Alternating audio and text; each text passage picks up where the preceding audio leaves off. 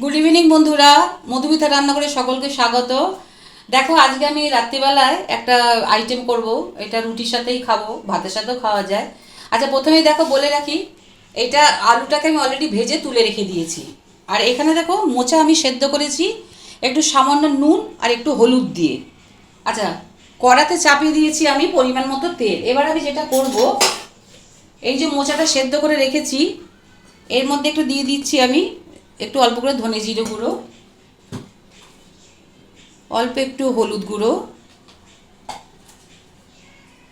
অল্প একটু কাশ্মীরি লঙ্কার গুঁড়ো, আর একটু দিয়ে দেবো সানরাইজের শাহি গরম মশলার গুঁড়ো। আচ্ছা, এবার দেবো একটু অল্প করে ময়দা,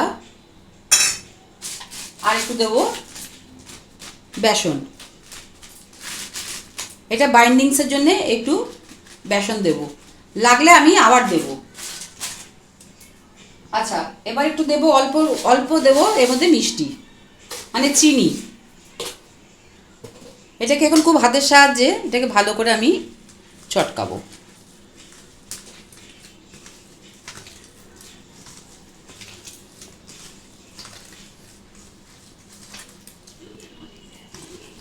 বন্ধুরা, আচ্ছা এটা দেখো, এর মধ্যে মাখছি।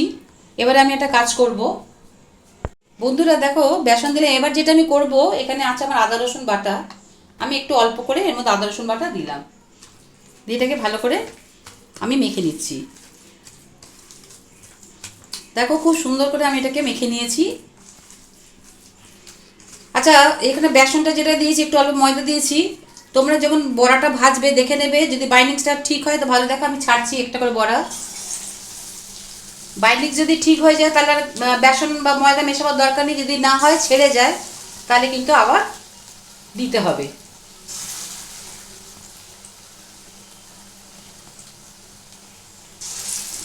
এটাকে একটু গ্যাস কমিয়ে কমিয়ে আমাকে একটু ভাজতে হবে।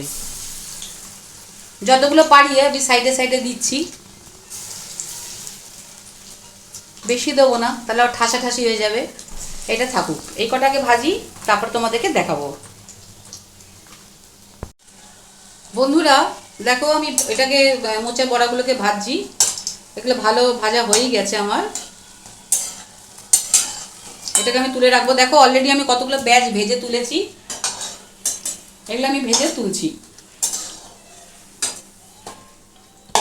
এবার যেটা আমি করব, তেলের মধ্যে দিয়ে দিচ্ছি আমি তেজপাতা দুটো, ছোট থেকে শুকনো লঙ্কা ফাটিয়ে দিয়ে দিলাম। এবার দেবো একটু জিরে। এবার যেটা করব, এটা একটু নাড়াচাড়া করার পর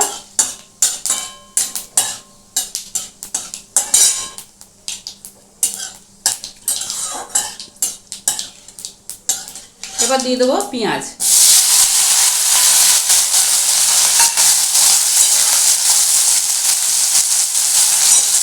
আচ্ছা, এর মধ্যেই আমি একটু দিয়ে দেবো চিনি। একটু এই মানে তোমাদের মোচার কোপ্তাগুলো একটু মিষ্টি মিষ্টি ভালো লাগে, দিয়ে দিলাম। এবার যেটা করব, স্বাদ মতো নুন দিয়ে দিলাম, লাগলে পরে বুঝলে আবার আমি দেবো, এখন আর দিচ্ছি না, কারণ বড়াতে একটু নুন মিশিয়েছি, সেই জন্যে আমি এটা নুন দিচ্ছি না বেশি। এগুলো একটু ভালো করে ভাজবো।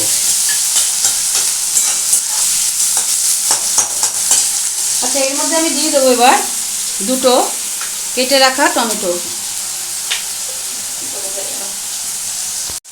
বন্ধুরা দেখো, পেঁয়াজটা ভাজতে ভাজতে আমি আমাদের টমেটো দিয়েছি। টমেটো মোটামুটি গলে এসছে। আর এর আমি যে দুটো শুকনো লঙ্কা ভেজেছিলাম, এটা আমি তুলে রেখে দিয়েছি, কারণ এটা বেশি থাকলে না ঝোলের মধ্যে ভীষণ ঝাল হয়ে যাবে। কারণ রুটি দিয়ে খাওয়ার তরকারি আমার হাজব্যান্ড একদম ঝাল পছন্দ করে না, তাই জন্য বাধ্য হয়ে আমি তুলতে হলো। আমি একটু ঝাল পছন্দ করি, ও পছন্দ করে না। এবার দেখো যেটা করব, পেঁয়াজ আমি অতিরিক্ত লাল করে এখন ভাজবো না। এটার মধ্যে দিয়ে দিয়েছি একটু আদা রসুন বাটা। এবার দিয়ে দিচ্ছি পরিমাণ মতো ধনে জিরে গুঁড়ো, এটাতে একটু মশলা লাগবে। এবার দিচ্ছি হলুদ গুঁড়ো,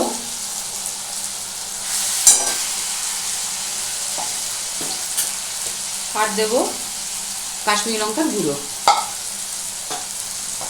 ব্যাস এটা দিয়ে এখন আমি একটু কষবো। একটু দিয়ে দিচ্ছি সামান্য জল।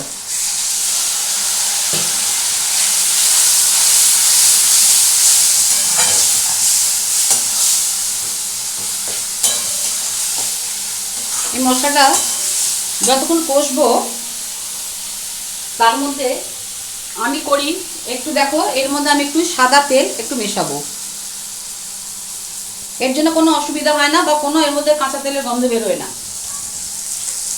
তোমরা ভাবতে পারো যে মশলা কষতে কষতে তেল দিল কাঁচা গন্ধ বেরোবে, একদমই বেরোবে না। সর্ষের তেল হলে সেটা বেরোতো, কিন্তু সাদা তেলে কোনো এফেক্ট হয় না এর মধ্যে। এবার আমি যেটা করব, দেখো এখানে রেখেছি আমি আলু ভেজে রেখেছি, এগুলো আমি মিশিয়ে দেবো। এগুলো চন্দ্রমুখী আলু, অতিরিক্ত জল দেওয়ার দরকার নেই, দেখিয়ে দেবো।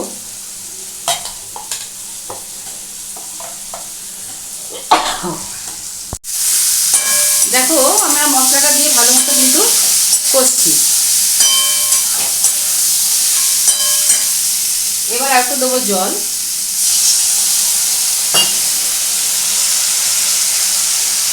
মশলাটা কিন্তু ভালো করে কষতে হবে, যেহেতু আদা রসুন বাটা আছে সেই জন্য একটু ভালো করে কষতে হবে।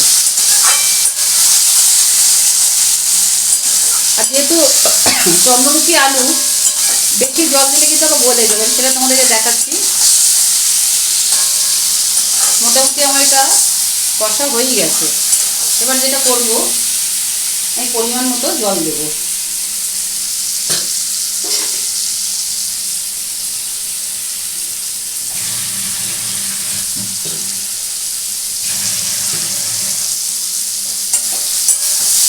দেখতে পাচ্ছ ভাত দিয়ে তেল ছেড়ে বেরিয়ে আসছে, আর কষার দরকার নেই। এবার যেটা করবো, আমি জলটা দিয়ে দেবো।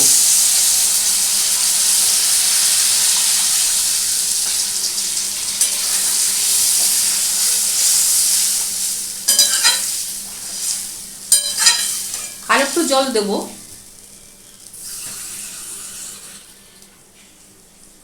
কেন কি এর মধ্যে বড়াগুলো পড়বে তো ঝোল পুরো টেনে নেবে, সেই জন্য এটাতে একটু জল বেশি লাগবে। আচ্ছা দেখো এই পর্যায়ে এসে কিন্তু আমি একদম, দেখো এখানে রয়েছে আমার সানরাইজের শাহি গরম মশলা, আমি একদম এটা মিশিয়ে দেবো।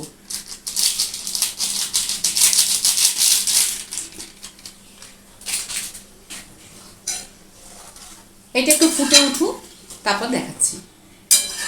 এটা ফুটে ওঠার থেকে বড় কথা হচ্ছে এখন তো ফুটে তো উঠবে জানা কথা, আমি কিন্তু বেটার হচ্ছে মোচা বড়াগুলো আমি এখনই দিয়ে দিচ্ছি। এটা ফুটে যাবে, এক্ষুনি ফুটে যাবে।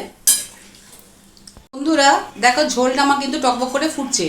এবার আমি যেটা করব, এই বড়াগুলো কিন্তু আমি এর মধ্যে একদম ঢেলে দেবো। আচ্ছা একটা জিনিস বলে রাখি, আমি কিন্তু অনেক সময় এই মানে সাধারণত এই তরকারিটা করলে আমি নামাবার আগে ঘি দিই, কিন্তু সত্যি কথা বলতে কি এখন আমার ঘি একদম শেষ হয়ে গেছে, যার জন্য এখন ঘি দেওয়ার কোনো প্রশ্ন আসছে না। ইনফ্যাক্ট আর দ্বিতীয়ত মোটা হয়ে যাচ্ছে বলে ঘিটা আমি অ্যাভয়েডই করছি। এটাকে এখন দিলাম।